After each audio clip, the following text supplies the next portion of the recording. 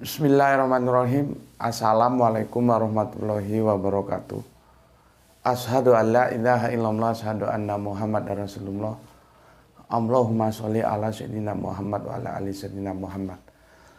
Kama sholaita ala sayyidina Ibrahim wa ala ali sayyidina Ibrahim bil alamina innaka Hamidum Majid. Sebelumnya kita panjatkan dahulu doa kepada Gusti Allah yang Maha Agung untuk saudara-saudara kita yang telah memberikan sholawatnya kepada channel dakwah ini, sehingga channel ini dapat eksis hadir dalam ruang-ruang diskusi kalian semuanya, ya. Tentunya dengan sebuah harapan, semoga sholawat itu menjadi catatan langit amal soleh bagi mereka dan keluarganya kelak, dan insya Allah Allah akan membalaskannya dengan balasan yang lebih baik lagi, ya. Berikutnya untuk seluruh viewer terkasihku di mancanegara, ya, di dalam negeri, ya. Terima kasih atas apresiasinya dan semoga selalu always dan tidak pernah never, tetaplah bertumbuh menjadi yang anti skip dan anti download. Bagi yang berkenan silahkan di share, tapi linknya, ya, link kajiannya jangan kamu kamu unduh lalu kamu potong-potong terus kamu unggah ulang, jangan.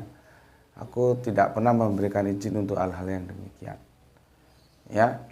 Berikutnya untuk kalian semuanya, aku nggak bisa sebutkan satu persatu, ya. Begini, aku sangat-sangat berterima kasih atas doa-doa baik kalian. Semoga kebaikan doa kalian juga Gusti Allah curahkan untuk kalian semuanya. Kita sesama saudara saling mendoakan dalam kebaikan, dan insya Allah doa kita bagian doa-doa yang diijabahi oleh Gusti Allah yang Maha Agung, ya. Amin amin ya robbal alamin. Tuh, lampunya nggak dihidupkan aja semua, coba. Oh, bagus gini aja cahayanya. Oke, aku minum kopi dulu. Bismillahirrahmanirrahim. Kopinya jaraknya agak jauh, ini sulit ngambilnya.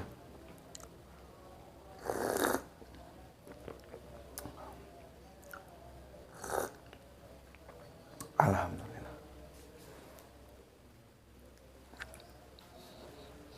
Oke. Kemarin sudah aku jelaskan kepada kalian semuanya tentang kenapa itu dikasih nama Quran surat Al-Ikhlas, ya, dan sudah aku jelaskan seperti itu. Jadi yang namanya memberi nama itu tidak harus diksinya itu ada di surat itu, karena metodologi pemberian nama, ya, itu bisa berdasarkan diksi, bisa substansi, ya. Substansinya apa atau diksinya apa? Ada diksi misalkan Al-Baqarah, ya sudah kasih nama Al-Baqarah. Ada Al-Jin, ya sudah kasih nama Al-Jin. Substansinya apa? Tentang keikhlasan, ya sudah kasih nama Ikhlas. Substansinya apa? Tentang pembukaan, ya sudah dikasih nama Al-Fatihah, gitu.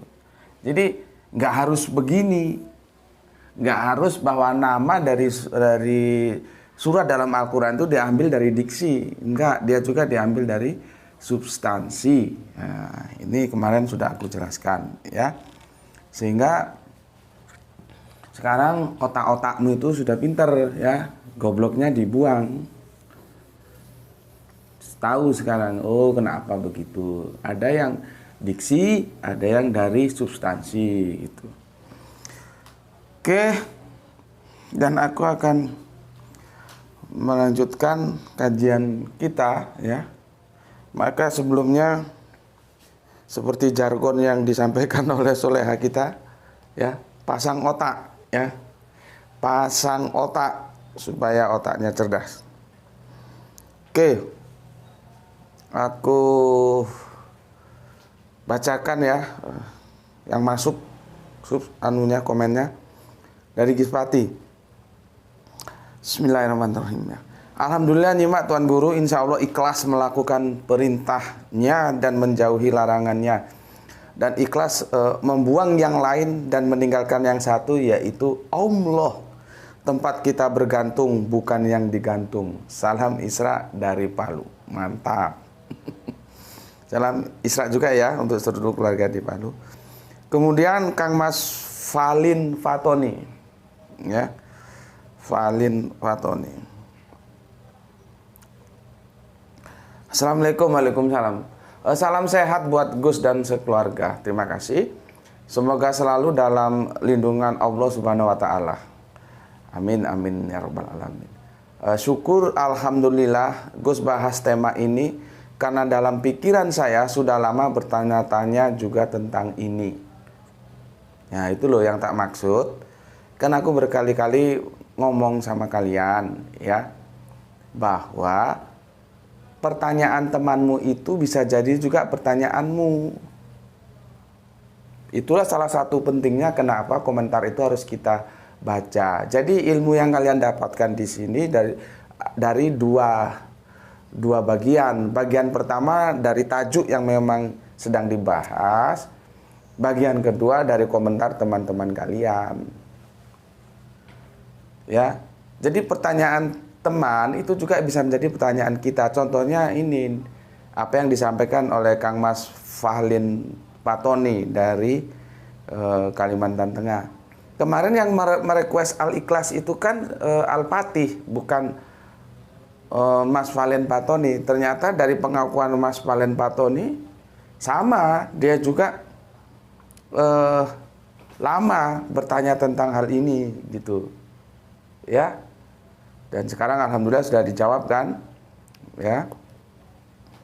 Terus selama ini kalian ngajinya di mana? Kok nggak mendapatkan jawaban? Ada yang menjelaskan seperti aku menjelaskan? Aku mau tanya, ada?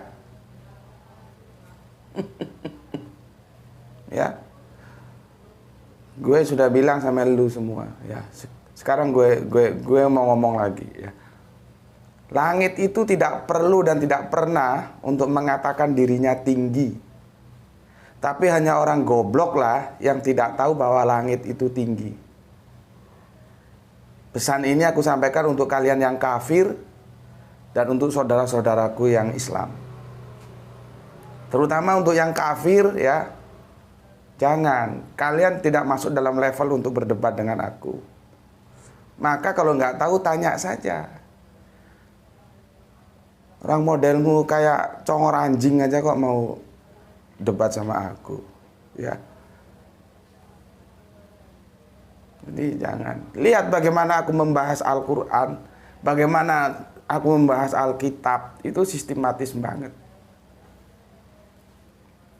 Kali ini topiknya Al-Quran.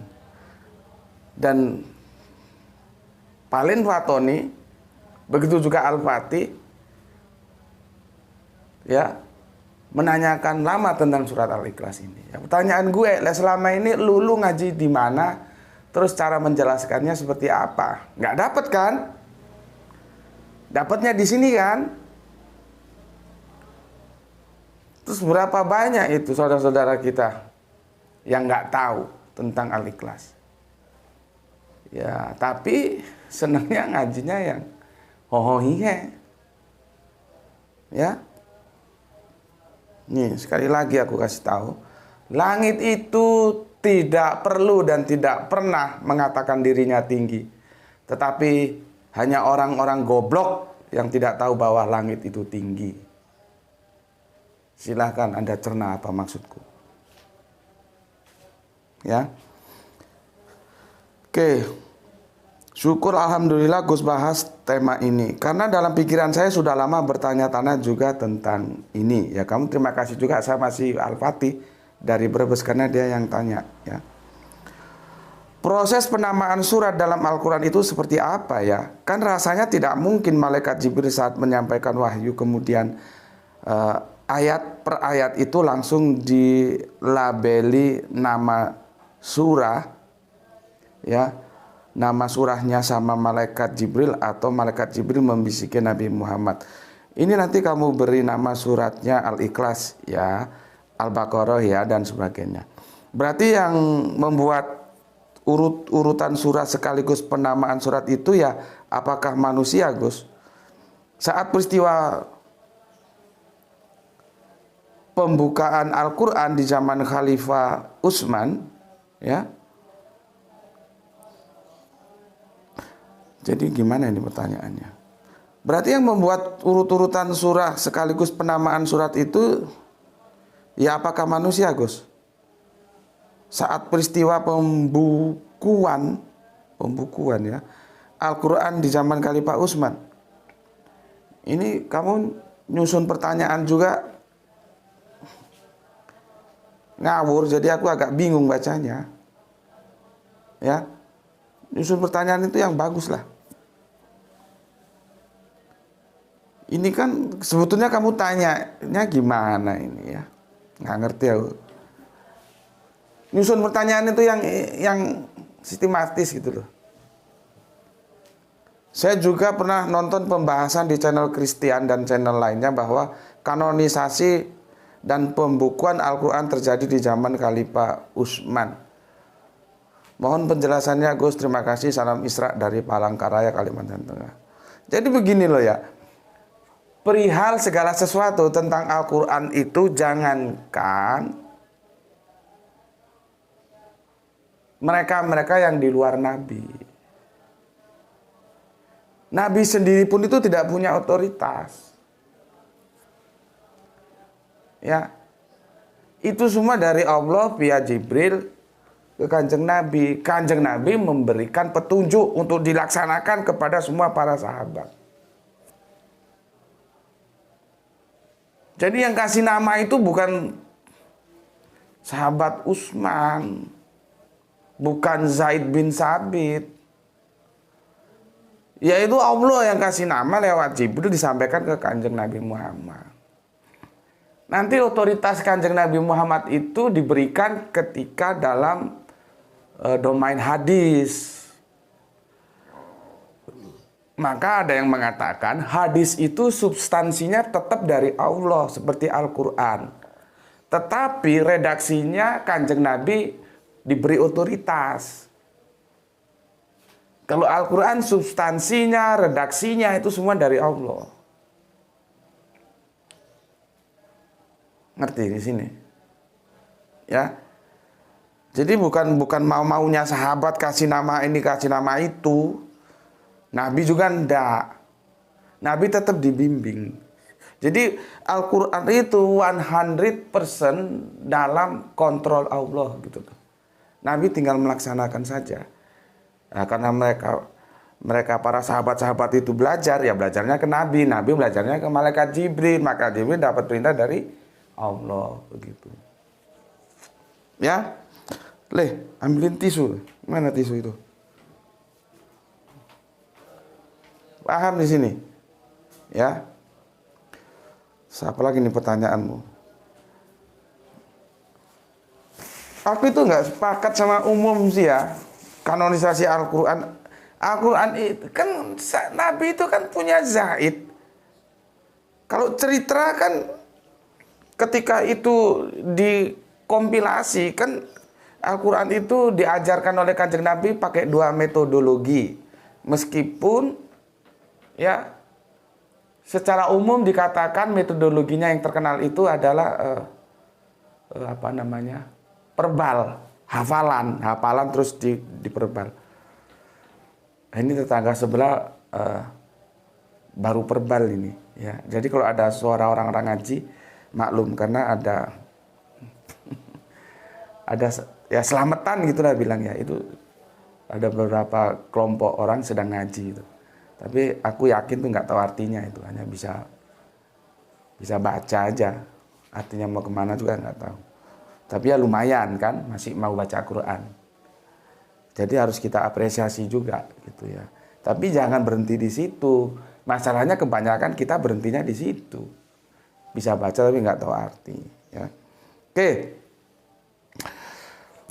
Jadinya kalau aku sih memahaminya, Al-Quran itu diturunkan, kalau aku ngomong diturunkan itu jangan turun dari atas, Al-Quran turun gini ya, enggak. Tapi diajarkan. Itu oleh Nabi kepada para sahabat dengan dua metodologi, verbal dan literal. Jadi dihafal dan ditulis. Cuman antropolog itu kalau melihat budaya Arab itu, mereka menekankan di budaya verbalnya, hafalannya. Padahal tidak. Al-Quran itu bukan hanya dihafal, ditulis juga. Kanjeng Nabi kan punya zaid. Artinya ya sudah selesai satu kompilasi, satu buku itu. Tapi kan sejarah yang diterima umum tidak begitu. Ya. Lewat sahabat Umar, bukan Utsman ya. Umar mengajukan usul karena banyak yang gugur perang ya. Terus dibukukan dan itu awalnya mendapatkan penolakan dari sahabat Abu Bakar, akhirnya dijelaskan supaya tidak seperti riwayat kitab-kitab saudara tua kita ya. Terus akhirnya setuju, terus dibukukan ya. Dibukukan itu bukan berarti ditulis, enggak, ditulisnya sudah sejak awal, diajarkan dan dihafalkan, ditulis, dikompilasi, dikumpul satu buku, satu bendel gitu. Kemudian kan jadi 6 dan itu dibagi Mekah, Madinah dan yang 4 kemana itu. Itu aku nggak setuju sejarah itu. Ya kan Kanjeng Nabi punya zaid, ya tentunya zaid sudah bikin satu buku itu, nggak perlu dibikin lagi 6 gitu, terus hasil kompilasi, mana suratmu, store sini, gimana kamu, gimana, enggak begitu. Ya, tapi intinya yang perlu aku sampaikan kepada ini si Mas Valen Fatoni, Al-Quran itu Nabi tidak punya ruang untuk berkreasi. Nanti ruangnya itu diberi di hadis. Ya, itu aja. Itu yang aku jelaskan, terserah bagaimana kamu memahaminya. Supaya kamu nggak gelambrah, kata orang Jawa, nggak kemana-mana pikiranmu. Oke, berikutnya MBR ya. Assalamualaikum, Gus Kemayoran selalu hadir. Saya setuju Gus Muti bilang bahwa dulu tanah Arab memang pernah hijau, bahkan iklim tropis, bukan gurun seperti sekarang. Ini dibuktikan jika di padang pasir di negara Mesir terdapat banyak tulang ikan paus yang disebut Wadi Al-Hitan atau lembah paus. Karena nggak mungkin ada tulang ikan paus di gurun pasir. Maka pastilah gurun itu dulu merupakan bekas laut yang mengering. Itu saja pendapat saya Gus. Assalamualaikum, waalaikumsalam. Iya, tapi perlu diingat ya, ini kan kita diskusi dalam bidang geografis itu. Nanti kalau misalkan teman juga punya data lain, ya itu juga harus kita akomodir selama data itu juga bisa. Artinya kalau memang ada yang punya pemahaman yang tidak seperti ini, itu biasa. Namanya juga scientist, itu kan learning by doing dia. Ya, mencari nanti yang benar tuh gimana sih, work in process. Ya. Karena apa? Ada juga yang harus kita pertimbangkan bahwa di sana itu bukan lintasan khatulistiwa. Itu juga harus kita pertimbangkan. Namun apakah yang disampaikan oleh MBR itu salah? Ya enggak juga. Gitu loh ya. Oke. Berikutnya sopo iki? Kang Sarto Adi. Assalamualaikum, Gus. Waalaikumsalam. Tetap nyimak. Untuk tambahan saja, berdasarkan literasi geologi dan geografi yang saya baca, benar gurun dahulunya tempat yang subur, maka tidaklah aneh di bawah gurun banyak ditemukan ditemukan minyak bumi ya, yang mana merupakan fosil makhluk hidup dari masa lalu, terutama fosil foraminifera dan radiolaria. Oke, terima kasih ya. Ini tambahan lagi data ya. Sinarnya ini kalau gini repot sudah aku, karena dia silau, kamu nggak nampak. Ditutup pakai apa nih? Itu yang mana itu? Yang sini coba, yang sini. Bukan. Yang sana itu. Ya. Oke. Itu Mas Sarto tadi ya, terima kasih masukannya, dan ini juga masukan juga bagi MBR ya. Jadi banyak lah ya, banyak pengamatan-pengamatan yang monggo-monggo saja.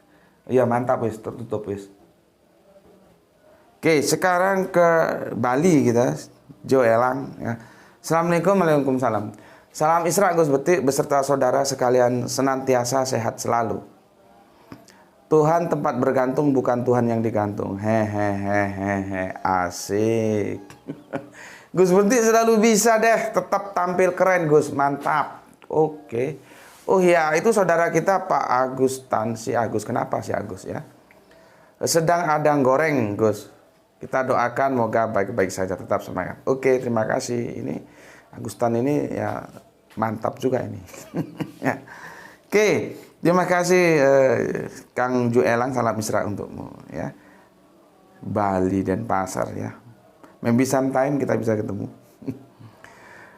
Kemudian nah ini yang kemarin request Al-Fatim Brebes, hadir Tuan Guru. Semoga Tuan Guru sekeluarga senantiasa dalam lindungan Allah Subhanahu wa taala dan diberi rizki yang melimpah. Salam Isra, terima kasih atas pencerahannya. Oke, sama-sama Al-Fatih ya. Semoga dengan request yang kamu minta dan sudah aku tunaikan itu menambah kekuatan imanmu dalam memegang Islam ya gitu. Berikutnya Kang Yok Kuswoyo, Assalamualaikum Tuan Guru, Jember.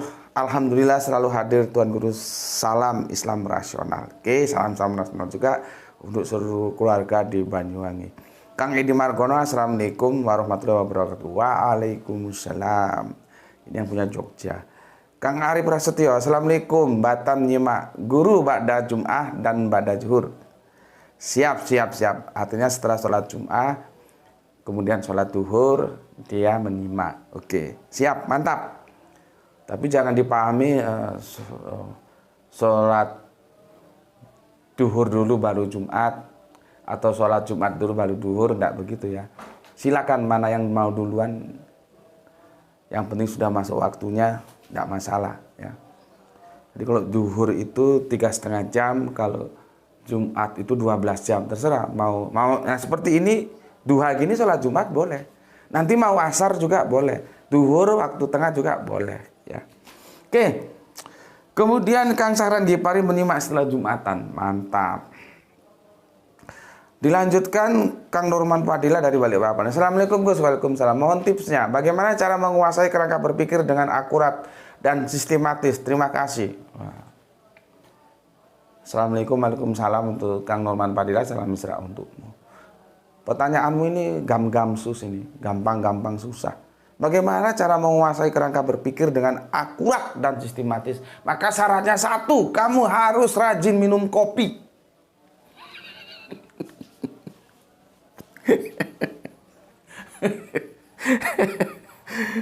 Aduh. Terima kasih untuk Kang Norman Padilla. Dilanjutkan Rizal Wahyu ya. Rembang selalu hadir. Oke, terima kasih Rizal. Kang Didi, habis Idul Jum'ah, duhur baru nyimak. Salam Isra Gus. Salam Isra juga untukmu ya. Terima kasih. Monggo silahkan atur aja waktunya ya. Kapan mau disimak, kapan mau dipelajari ya. Kemudian Bapak kita Pak Budi Siswanto ya. Dia ini Pak Budi ini sudah nyanggupin aku mau traktir warung Padang katanya. Ya karena lidah Sumatera itu sukanya pedes. Maka paling susah ketika harga Lombok, harga cabai naik. Kalau yang naik harga yang lain-lain monggo silakan. Tapi kalau harga cabai langsung lemes karena lidah Sumatera itu pedes ya. Oke Pak Budi, Assalamualaikum, waalaikumsalam. Kali Songo nyimak Gus, salam Isra wassalam. Oke, terima kasih. Salam juga untuk ibu di rumah ya Pak Budi ya. Pak Budi ini kalau saya lihat modelnya itu sepertinya ini orang BUMN ini. Ya. Orang BUMN ya. Kalau orang BUMN itu sama orang-orang yang marginal itu kerangka berpikirnya beda loh. Ini tak kasih bocoran ya, tapi jangan bilang siapa-siapa ya. Kalau orang-orang yang karyawan-karyawan BUMN itu ngomongnya begini. Besok kita makan apa? Ya, itu orang-orang BUMN dan mereka-mereka yang dalam tataran the hype. Sementara orang-orang yang termarginalkan itu nggak begitu. Besok kita apa makan? Nah. Beda-beda tipis. Yang satu, besok kita makan apa? Itu BUMN lah, karyawan-karyawannya dan mereka yang banyak duit. Sementara yang marginal yang nggak punya duit yang kiri, besok kita apa makan? Nah, makan apa dan apa makan itu beda. Tapi itu untuk orang-orang yang cerdas ya. Kalau orang-orang yang goblok ya nggak ngerti. Orang goblok itu nggak ngerti. Ya, bedakan antara utusan dan yang diutus itu aja nggak ngerti dia. Bedakan Tuhan dan Tuhan dia nggak ngerti. Makna satu aja dia nggak ngerti. Ya, nggak ngerti dia. Ya karena nggak pengertiannya itulah dia menjadi terus masuk dalam kubangan kebodohan. Karena apa? Sudah dicekoki dogma. Satu itu dia nggak ngerti. Ya. Jadi rancu antara satu dan kesatuan.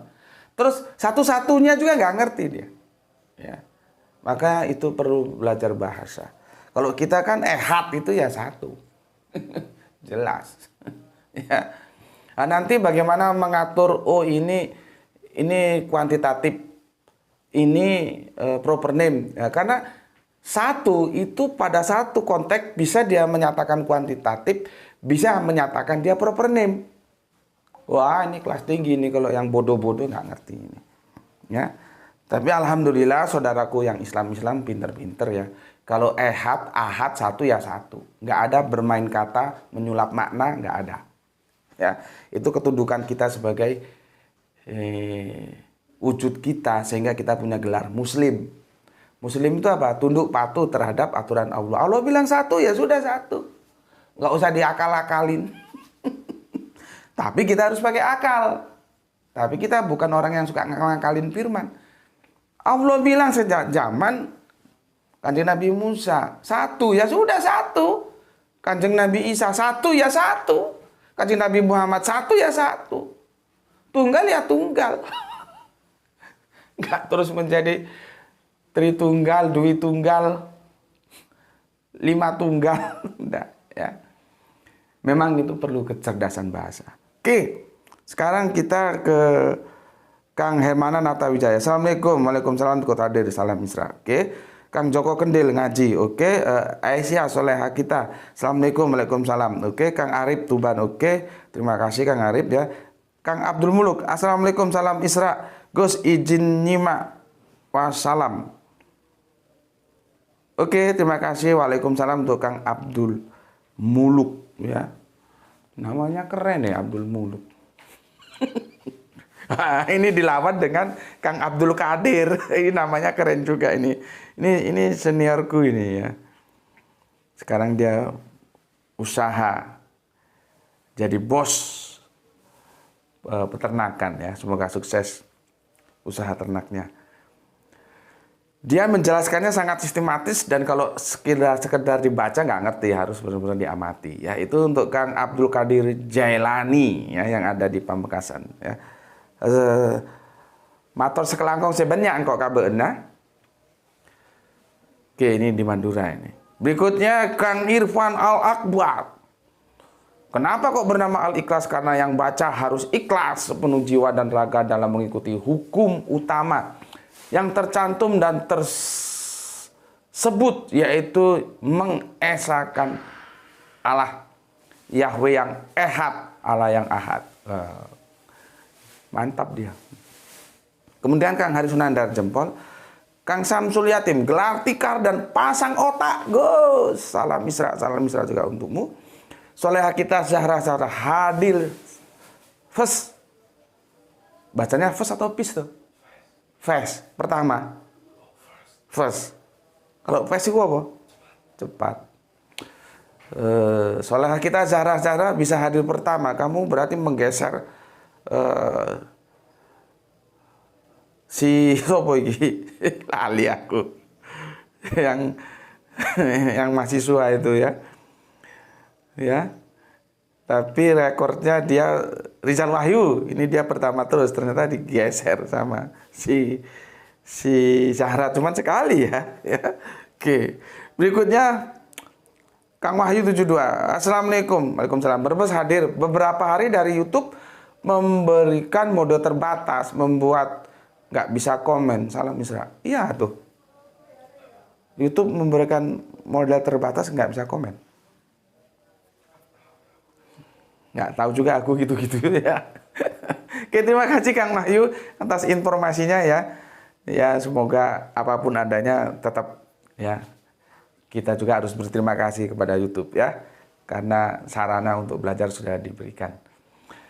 Oke, Kang Wahyu, salam Isra untuk semua keluarga yang di Brebes. Lanjutnya,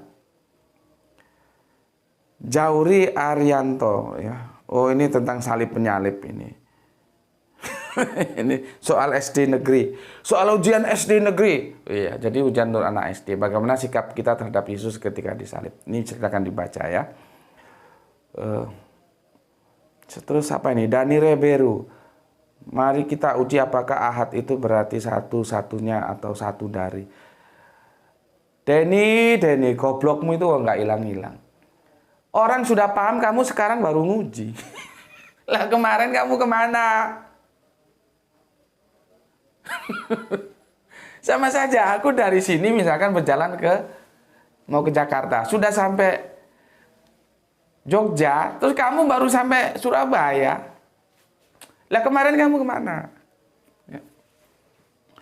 Jadi gini loh ya, aku jangan gini Denny ya, jangan dipandang bahwa aku ini menyerang, enggak. Aku hanya memberikan sebuah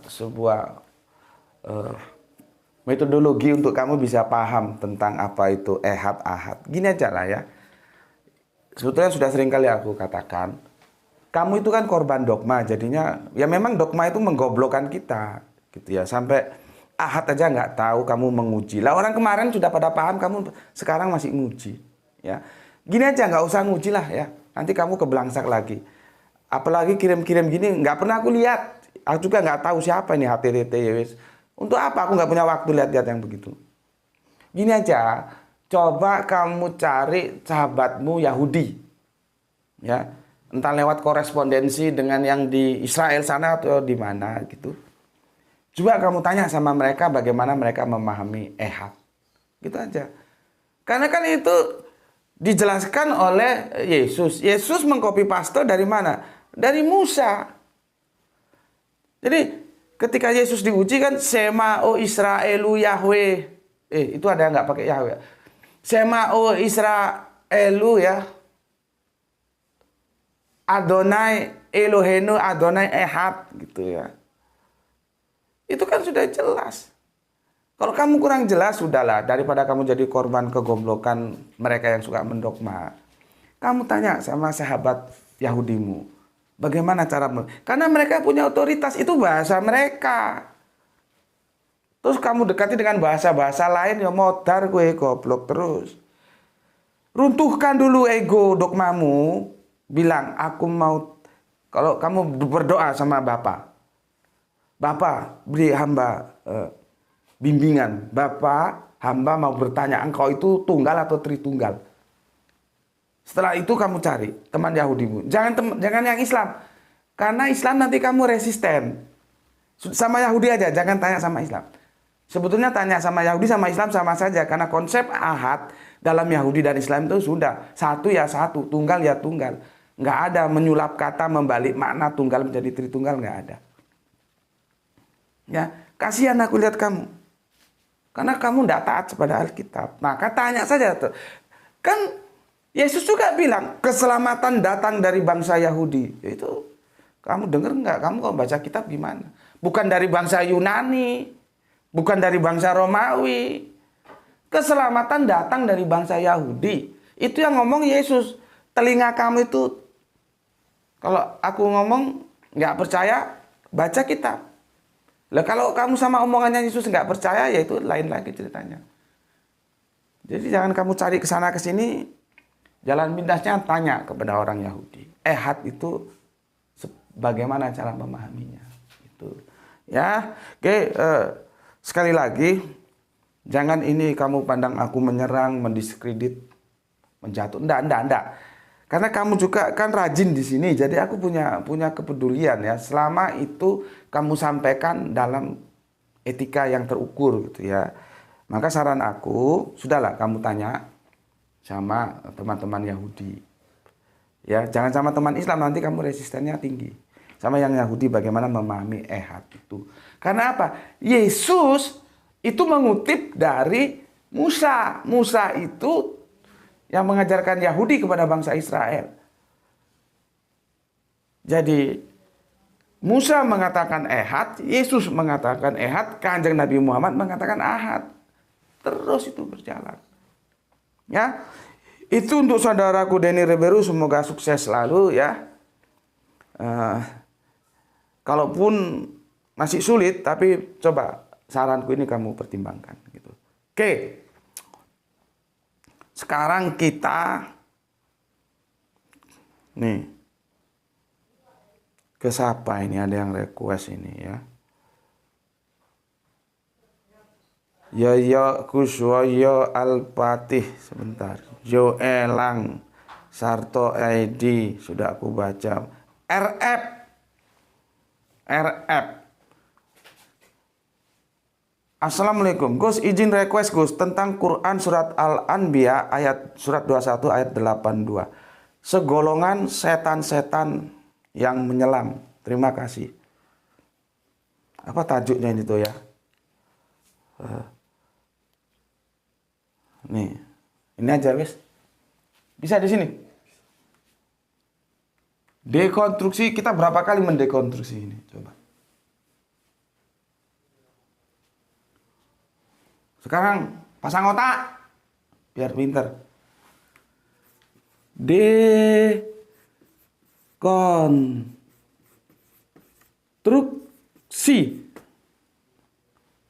penerjemahan atau penafsiran ya.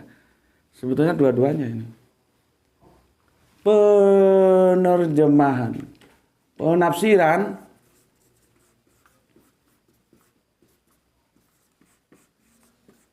ya.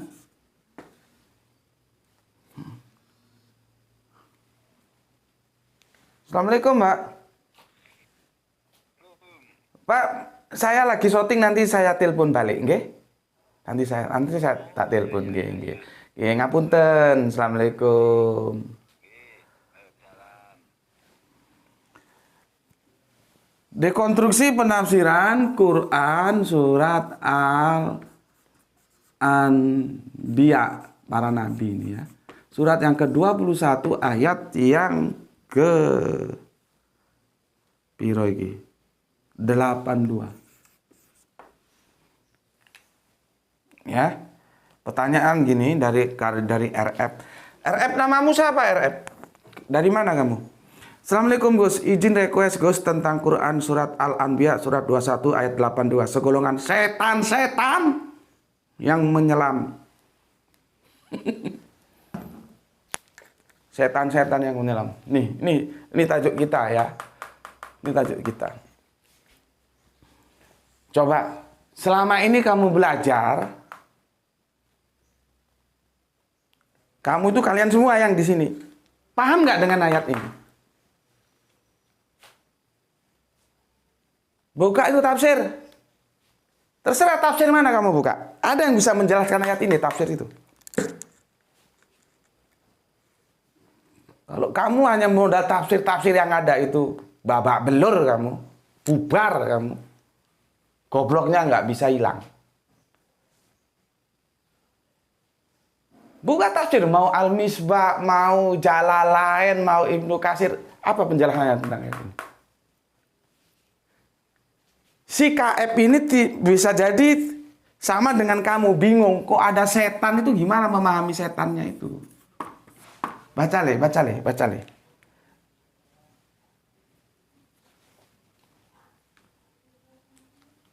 yang keras. Gimana memahami setannya itu? 21, ya 2182. 2182. Ya. Setan apa? Ngerti nggak? Ya baca. Dan kami tundukkan pula kepada Sulaiman segolongan mendatangkan setan-setan yang menyelam ke dalam laut untuknya, dan mereka mengerjakan pekerjaan selain itu, dan kami yang memelihara mereka itu.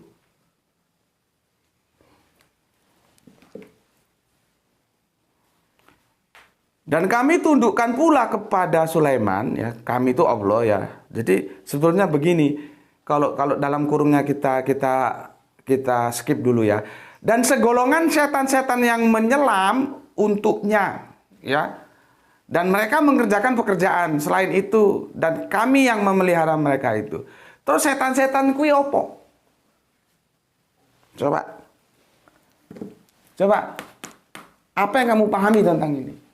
Silakan kamu buka tafsir apa aja yang ada. Ini kalau ada penafsir kumpul training masalah ini supaya nggak membingungkan umat. Umat baca tafsir yang ada bingung karena nggak clear menjelaskan.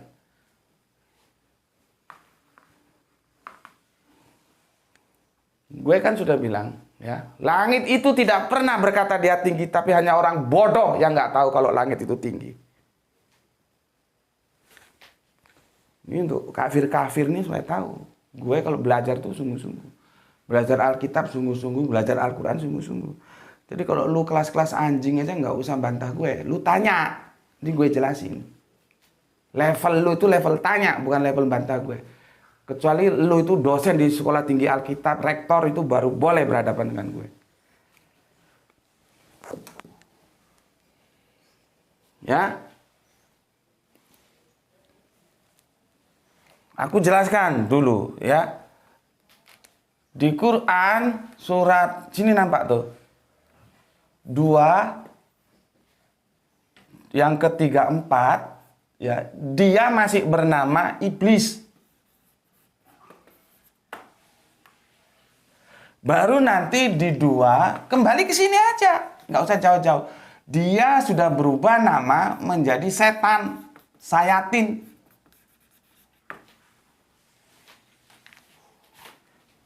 Gue sudah bilang sampai elu semua, ini bukan personal, tapi karakter. Ini karakter. Kapan dia disebut iblis? Bila karakternya bla bla bla. Aku sudah jelaskan. Kapan dia disebut setan? Bila karakternya bla bla bla. Aku sudah jelaskan juga. Lihat di video-video yang lalu. Jadi intinya iblis dan setan itu karakter.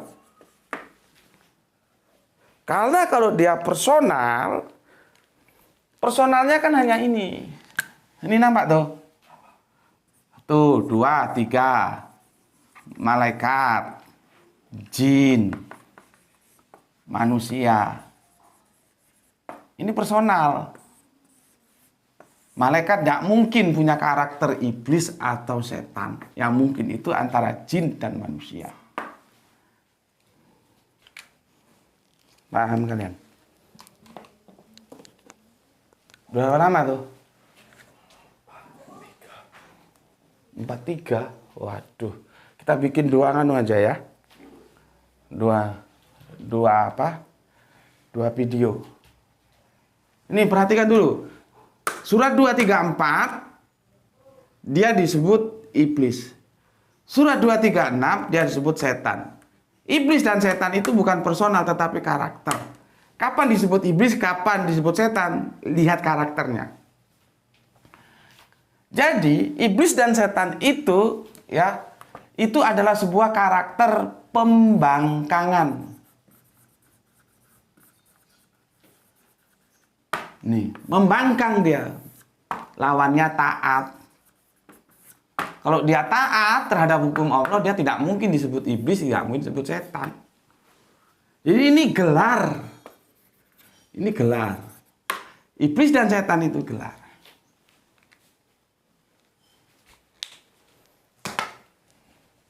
Jelas ya?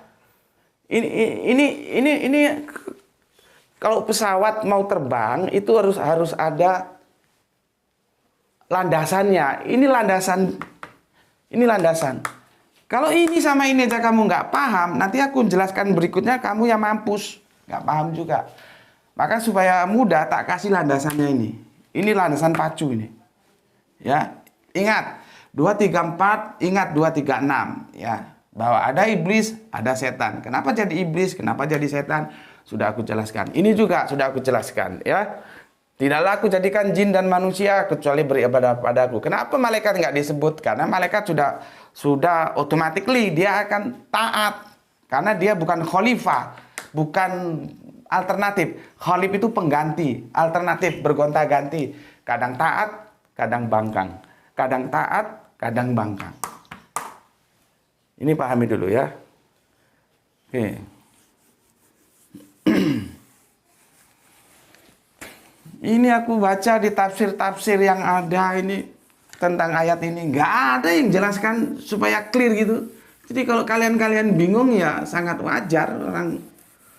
Orang penafsirnya aja bingung, nggak genah. Karena kalau salah memahami setan, bubar ini ayat. Ya, bubar.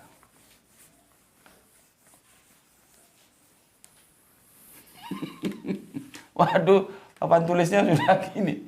Aduh. Ya, mungkin satu saat bisa beli papan tulis. Nggak iso dilem gitu. Ya udah biarin, guys. Aduh. Ya.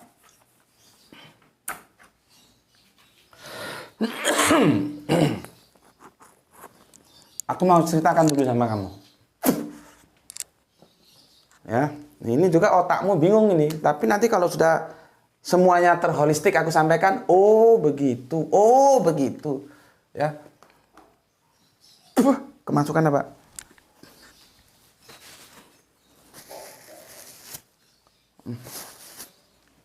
Saya tak minum dulu aku. Kemasukan rambut sendiri. Bismillahirrahmanirrahim.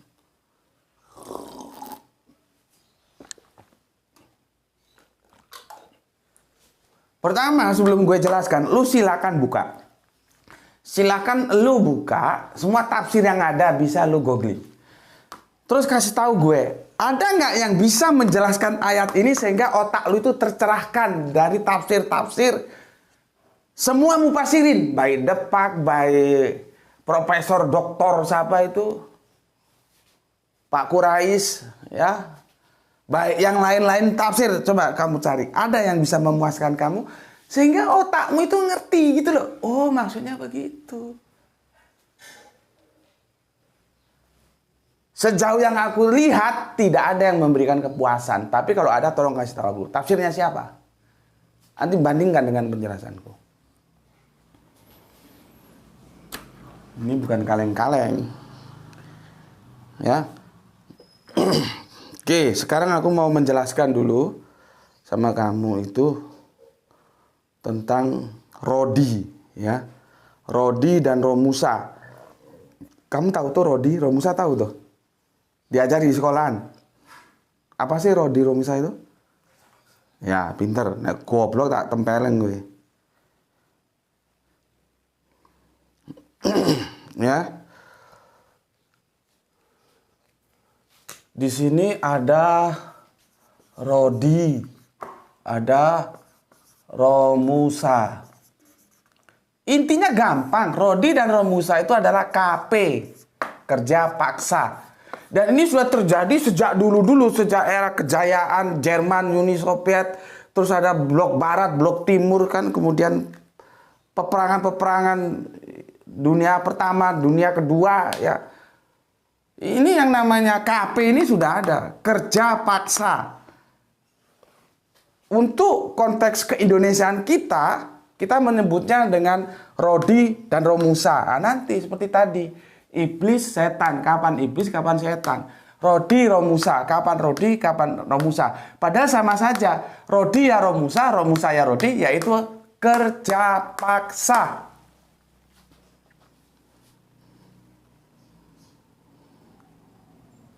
Sudah berapa lama?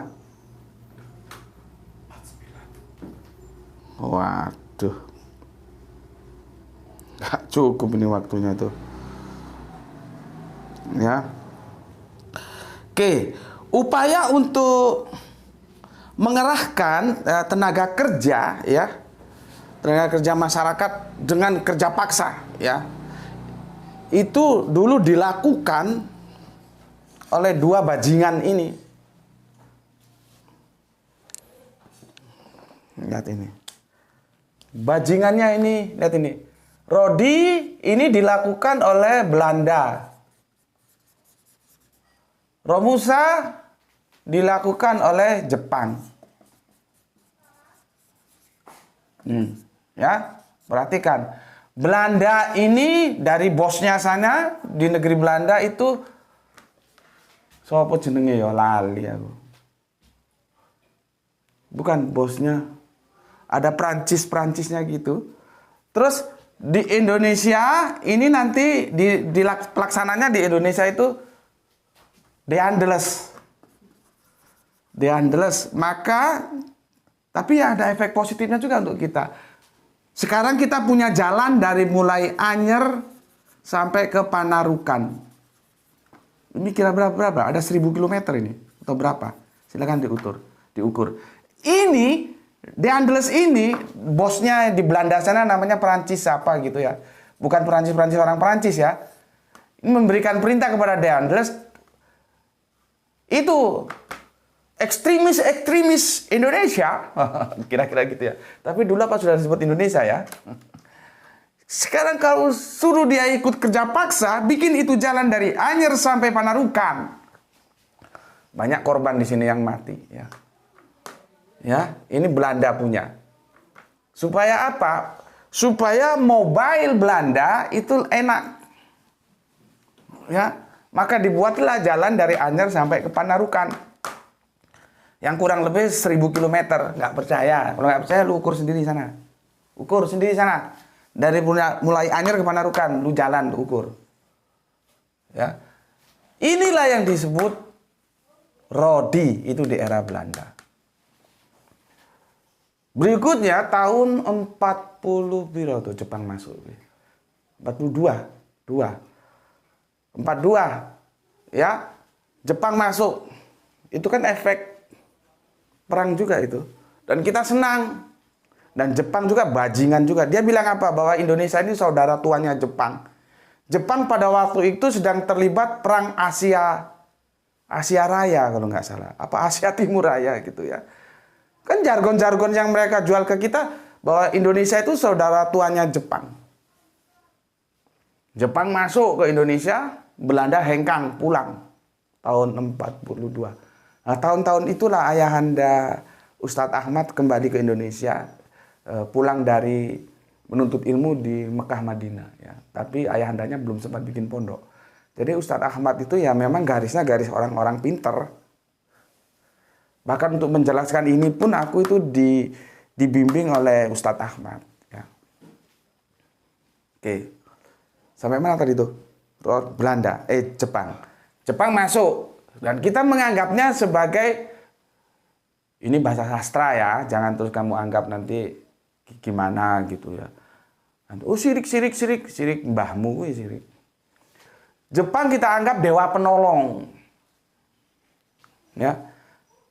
Dengan jargonnya Indonesia itu saudara tuanya Jepang.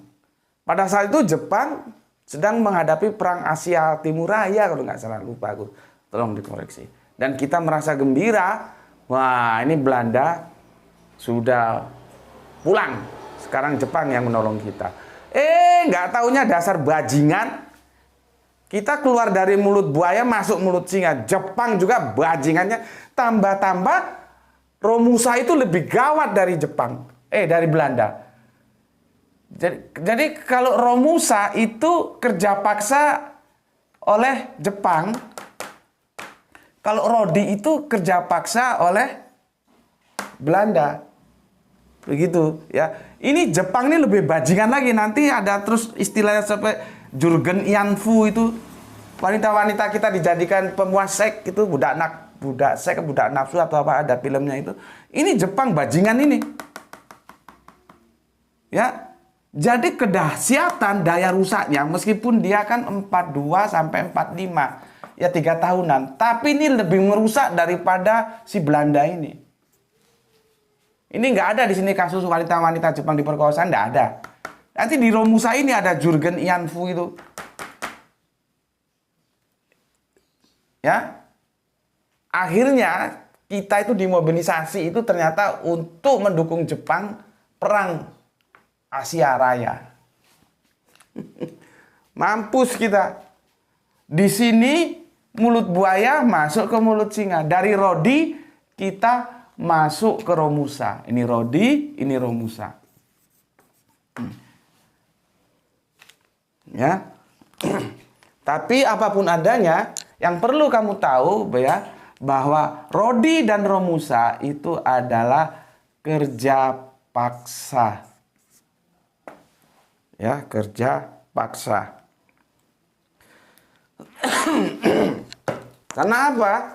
Karena kita tidak powerful, kita itu ditentukan, bukan menentukan oleh kekuatan Belanda dan Jepang. Ini ya, kerja paksa. Paham di sini ya? Rodi itu kerja paksa oleh Belanda, Romusa kerja paksa oleh Jepang. Yang dikerjakan orang-orang yang ada di bawah kekuasaan Rodi dan Romusa pada waktu itu tentunya kita ya. Tentunya ya belum disebut Indonesia. Indonesia nanti kan 45. Ya untuk gampangnya ya rakyat kita, bangsa kita gitu ya. Dan itu ternyata bukan hanya dioper-oper dari Jawa, Sumatera kan. Enggak. Bahkan ada tenaga-tenaga kita yang dibawa oleh Jepang sampai keluar dari teritorial Nusantara kita. Ke Thailand, ke negara-negara Indochina sana ya. Ya sepertinya kalau Belanda itu yang ke Sri Lanka itu kan orang Jawa yang dibawa ke sana untuk dipekerjakan di perkebunan. Ya. Oke. Udah berapa lama tuh? Sudah 5-6, maka aku sudahi, nanti kita lanjutkan ke seri kedua. Jadi hari ini aku kasih 2 sesi, kan ini weekend ya, libur ya. Oke. Ikuti aja dulu ya, sementara otakmu masih bingung. Kenapa gue seperti jelaskan ini kok lari ke Rodi dan Romusa?